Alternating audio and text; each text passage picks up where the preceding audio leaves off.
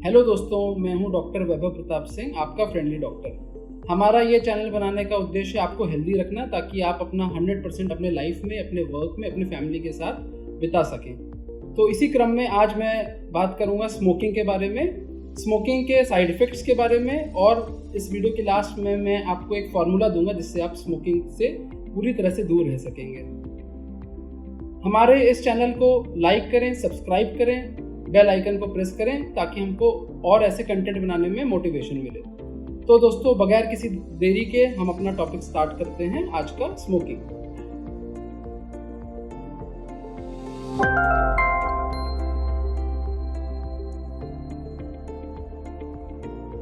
सबसे पहले फ्रेंड्स हम बात करते हैं अपने रेस्पिरेटरी ट्रैक्ट के बारे में, जो कि शुरुआत होता है ट्रेकिया के साथ। ट्रेकिया से जो हवा होती है वो दो पार्ट में डिवाइड होती है, यानी कि राइट ब्रोंकस और लेफ्ट ब्रोंकस।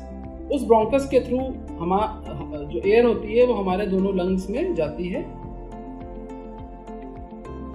तो दोस्तों, सबसे पहले हम लोग बात करते हैं स्मोकिंग के हमारे बॉडी पे जो इल इफेक्ट्स होते हैं, जो दुष्परिणाम होते हैं, उनके बारे में बात करते हैं। स्मोकिंग से सबसे पहले तो सबसे जो बड़ी प्रॉब्लम है वो है कैंसर की। स्मोकिंग से लंग कैंसर्स बहुत ज़्यादा प्रिडिस्पोज हो जाते हैं, और उसके अलावा हमारे शरीर में कहीं भी कैंसर हो सकता है। स्मोकिंग अगर स्मोकिंग की आदत है तो हमारे शरीर में कहीं भी हम लोग को कैंसर हो सकता है। दूसरी सबसे बड़ी प्रॉब्लम है COPD की, यानी कि क्रॉनिक रेस्पिरेटरी कंडीशंस होती हैं, जैसे कि अस्थमा हो गया, COPD हो गया। तीसरा, स्मोकिंग करने से हमारे जो हार्ट डिजीज़ या हार्ट अटैक का रिस्क होता है, या ब्लड सर्कुलेशन में जो प्रॉब्लम्स होती हैं वो भी बढ़ जाती हैं स्मोकिंग करने से। चौथी सबसे बड़ी समस्या स्मोकिंग से होती है डायबिटीज़ की। डायबिटीज़ में शुगर को कंट्रोल करना बहुत मुश्किल हो जाता है अगर हम स्मोक करते हैं तो। साथ ही साथ स्मोकिंग हमारे इम्यून सिस्टम को बहुत कमज़ोर बना देता है, तो उसके कारण हम लोग जो हमारा बॉडी है वो इन्फेक्शंस को काफ़ी प्रोन हो जाता है। तो हम लोग बैक्टीरियल, फंगल, वायरल इन्फेक्शंस ज़्यादा ईजीली इन्फेक्ट कर सकेगा हमको। स्मोकिंग की वजह से डेंटल प्रॉब्लम्स भी बढ़ जाती हैं, जैसे कि दांतों में, मसूड़ों में इन्फेक्शन होना या टूथ सेंसिटिविटी की प्रॉब्लम होना, ये भी स्मोकिंग से बढ़ जाती है। स्मोकिंग हमारे कानों में, इनर ईयर में ब्लड जो फ्लो होता है उसको कम भी कर देता है, तो उसकी वजह से हेयरिंग लॉस भी हो सकता है स्मोकिंग की वजह से।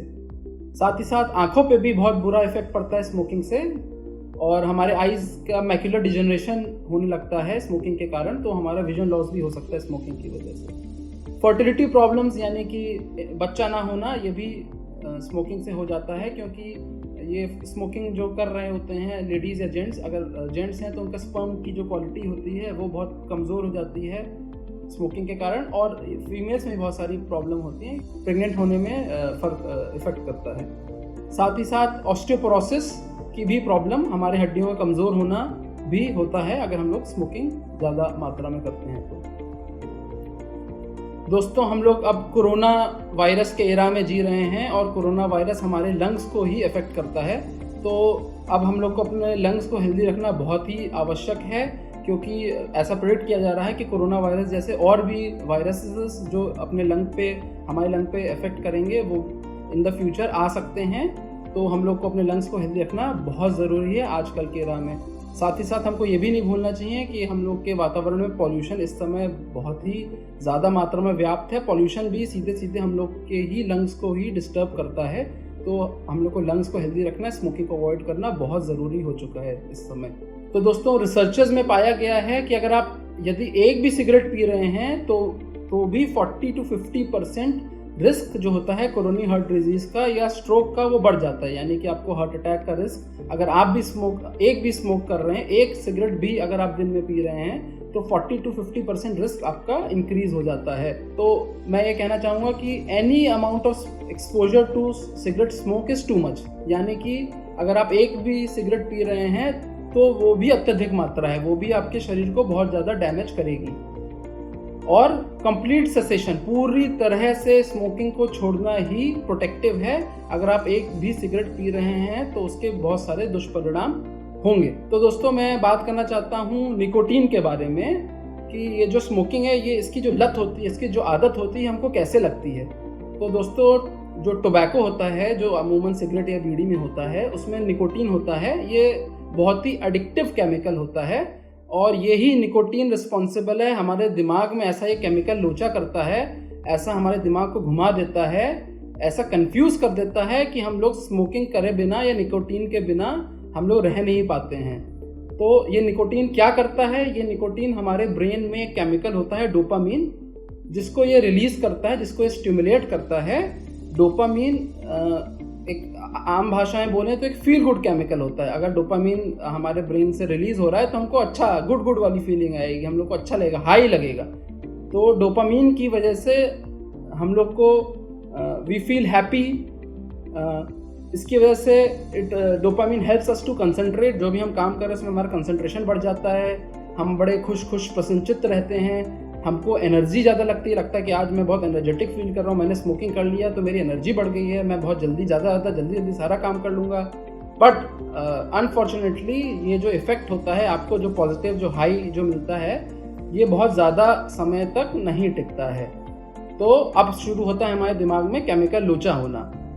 जैसे जैसे निकोटीन का लेवल हमारे शरीर में फेड हो जाता है तो निकोटीन बोलता है मेरे को और डोपामीन रिलीज करो। हमारा ब्रेन और डोपामीन मांगेगा। निकोटीन का लेवल कम हो रहा है, हमारा ब्रेन बोल रहा है मेरे को और डोपामीन दो, तो फिर हम लोग और सिगरेट पिएंगे। तो इसलिए कहते हैं कि जितना हम लोग लंबे समय से सिगरेट पीते हैं उतना ही हम लोग को डोपामीन की मात्रा ज़्यादा चाहिए होती है और हम एडिक्ट बन जाते हैं निकोटीन के। यानी कि जो पहले किक हमें 2 सिगरेट में हो रही थी, वो वही सेम अमाउंट ऑफ किक हमें 20 सिगरेट जब पिएंगे तब हो रही होगी। तो this is the addictiveness of nicotine, this is the addictiveness of smoking. तो जब एक बार अगर आप निकोटीन के एडिक्ट हो जाते हैं तो आपको विड्रॉल सिम्टम्स होने लगेगा। यानी कि अगर आप निकोटीन नहीं लेंगे या सिगरेट नहीं लेंगे तो आपको एंजाइटी होने लगेगी, आपको अच्छा नहीं लगेगा, आपको डिप्रेशन लगने लगेगा और आपको इरिटेशन होगा, एंजाइटी होगी, नर्वसनेस होगा। तो इसकी वजह से 2 चीज़ें डेवलप हो जाती हैं हमारे शरीर में। एक होता है निकोटीन डिपेंडेंस, कि हम डिपेंडेंट हो जाते हैं स्मोकिंग के, निकोटीन के, टोबैको के। और दूसरा, अगर हम नहीं लेंगे तो हमको विड्रॉल होने लगेगा, जिसमें हमको एंजाइटी होगी, नर्वसनेस होगा। तो दोस्तों, अगर हम लोग बात करें, हमारा जो आज का टॉपिक भी है कि कैसे हम लोग स्मोकिंग छोड़ें, मतलब क्या क्या एक्टिविटीज़ करें कि हम स्मोकिंग छोड़ सकें। तो स्मोकिंग छोड़ने के लिए बहुत सारे मेथड्स आ चुके हैं मेडिकल साइंस में। पहले मैं डिस्कस करूंगा कि नॉन फार्माकोलॉजिकल मेथड्स, यानी कि बगैर दवाई के सिर्फ अपना बिहेवियरल थेरेपी या और भी अदर मेथड्स हैं के माध्यम से हम लोग स्मोकिंग को कंट्रोल कर सकें। तो ऐसा ही सबसे पहला बिहेवियरल थेरेपी है cognitive behavioural therapy, CBT।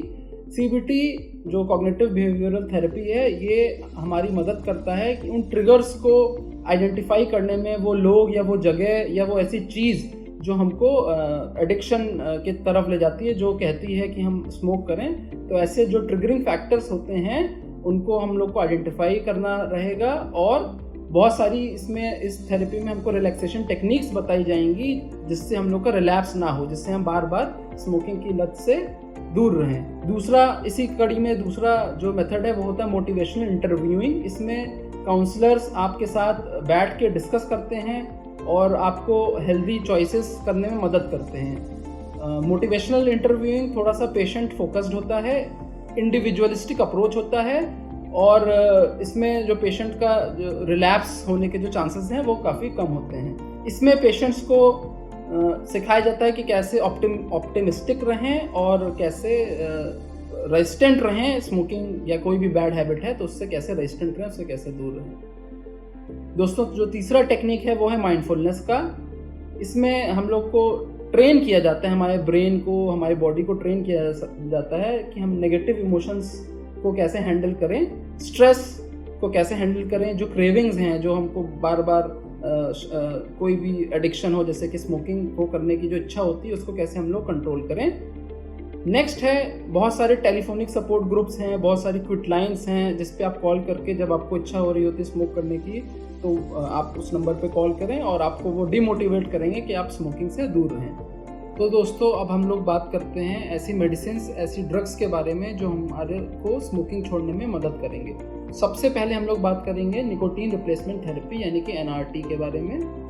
Nicotine replacement therapy बहुत सारे फॉर्म्स में अवेलेबल है, जैसे कि स्किन के ऊपर पैच लगा के आप ले सकते हैं, स्प्रेस के माध्यम से ले सकते हैं, गम जैसे कि च्युइंग गम के माध्यम से ले सकते हैं, या फिर लॉजेंजेस, जैसे कि पहले विक्स की गोली आती थी उसी फॉर्म में, लॉजेंजेस के फॉर्म में आप उसको अपने माउथ में रख के हल्का हल्का निकोटीन रिप्लेसमेंट थेरेपी ले सकते हैं। तो दोस्तों निकोटीन रिप्लेसमेंट थेरेपी काम कैसे करती है? ये हमारे ब्रेन रिसेप्टर्स को टारगेट करती है और हम जो निकोटीन विड्रॉल सिम्टम्स जिनकी मैं बात कर रहा था और जो क्रेविंग होती है उसको अवॉइड करने में हमारा मदद करता है। इसमें बहुत ही लो डोज ऑफ निकोटीन होता है और इसमें साइड इफ़ेक्ट्स बिल्कुल भी नहीं होते हैं। सिर्फ उतना ही इफेक्ट निकोटीन का रहेगा जितना हमारे बॉडी उसको एक्सेप्ट कर पाए। और बहुत सारे लोग जो निकोटीन रिप्लेसमेंट थेरेपी ले रहे होते हैं उनका मानना रहता है कि शुरुआती स्टेजेस में अगर आप शुरुआत में स्मोकिंग करने के शुरुआती स्टेजेस में तो आप एनआरटी ले रहे हैं तो आप बहुत जल्दी जैसे आप या 2 या 3 सिगरेट ही लेते हो तो एनआरटी के माध्यम से आप बहुत ही जल्दी मतलब विद इन 1-2 मंथ्स 1 से 2 महीने के अंदर आप इस बुरी लत से दूर हो सकेंगे। और साथ ही साथ अगर आप बहुत क्रॉनिक स्मोकर हैं, बहुत लंबे समय से पी रहे हैं, बहुत ज़्यादा मात्रा 3-3 बंडल आप स्मोक कर लेते हैं तो थोड़ा सा निकोटीन रिप्लेसमेंट थेरेपी आपको लॉन्ग टर्म लेनी पड़ेगी, तब आपकी ये आदत छूटेगी। साथ ही साथ मैं ये कहना चाहता हूँ कि जो निकोटीन रिप्लेसमेंट थेरेपी है उसके लॉन्ग टर्म आउटकम्स किए गए हैं और ये लंबे यूज़ के लिए बहुत ही उपयोगी पाई गई है और साथ ही साथ इसका कोई भी side effect on long term usage नहीं पाया गया है। और दोस्तों साथ ही साथ मैं ये कहना चाहूँगा कि अगर आप निकोटीन रिप्लेसमेंट थेरेपी को जो मैंने पहले बिहेवियरल थेरेपीज आपको बताई, अगर आप उसके साथ क्लब कर रहे हैं तो आपके स्मोकिंग क्विट करने के चांसेस बहुत ज़्यादा बढ़ जाएंगे। और अगर आप सिर्फ निकोटीन रिप्लेसमेंट थेरेपी ही ले रहे हैं तो भी आपके जो स्मोकिंग क्विट करने की पॉसिबिलिटी है वो 50 to 70% इंक्रीज हो जाती है। जो दूसरी जो ड्रग है जो अवेलेबल है वो है बुप्रोपियोन। बुप्रोपियोन इस तरीके से काम करती है कि वो जो डोपामीन या नॉरएपिनेफ्रिन जो फील गुड केमिकल्स हैं हमारे ब्रेन के, उनको डीजनरेट जब वो उसको उनका जो टूटना होता है वो अवॉइड कर देती है, वो रोक देती है। तो जो डोपामीन की जो मात्रा है हमारे ब्रेन में, जो फील गुड केमिकल की मात्रा हमारे ब्रेन में ऐसे ही इंक्रीज हो जाएगी तो हमको क्रेविंग ही नहीं होगी, हमको निकोटीन या डोपामीन की क्रेविंग ही नहीं होगी और बुप्रोपियोन का कोई साइड इफेक्ट नहीं होता है। तो बुप्रोपियोन के यूज़ से बिना किसी साइड इफेक्ट के हम अपने निकोटीन एडिक्शन को दूर कर सकेंगे। तो दोस्तों रिसर्चेस में पाया गया है कि बुप्रोपियोन उतना ही इफेक्टिव है जितना कि निकोटीन रिप्लेसमेंट थेरेपी। तीसरी जो नई ड्रग आई है वो है वेरेनिक्लीन। वेरेनिक्लीन का भी मैकेनिज्म ऑफ एक्शन थोड़ा थोड़ा बुप्रोपियोन जैसा होता है और बट जो रिसर्चेस जो लेटेस्ट, ये बहुत ही नई मेडिसिन है वेरेनिक्लीन, जो लेटेस्ट रिसर्चेस में पाया गया है कि ये जो वेरेनिक्लीन जो मेडिसिन है ये बुप्रोपियोन से भी ज़्यादा इफेक्टिव है हम लोग को स्मोकिंग की हैबिट को क्विट करने के लिए। और फ्रेंड्स काफ़ी इस समय रिसर्च भी चल रहा है निकोटीन रिप्लेसमेंट या स्मोकिंग अवॉइड करने के लिए, और भी बहुत सारी चीज़ें आ गई हैं, जैसे कि एक निकोटीन वैक्सीन भी डेवलप हो रही है और बहुत जल्द ही near future only nicotine vaccine market में अवेलेबल हो जाएगी जो हमको इस बुरी लत से दूर रखने में बहुत मदद करेगी। साथ ही साथ ऐसी बहुत सारी दवाइयाँ भी बनाई जा रही हैं पर्सनलाइज्ड, जो कि एक इंडिविजुअल के हिसाब से बनाई जाएंगी, तो जो हमको स्मोकिंग से दूर रखने में मदद करेंगे। जो आप इलेक्ट्रॉनिक सिगरेट्स के माध्यम से वो ड्रग्स ले सकेंगे, ऐसी दवाइयाँ ले सकेंगे और स्मोकिंग से दूर रहेंगे। ये जल्द ही ऐसी रिसर्चेस चल रहे हैं और बहुत जल्द ही आप मार्केट में ऐसे मेडिसिन आने वाली हैं।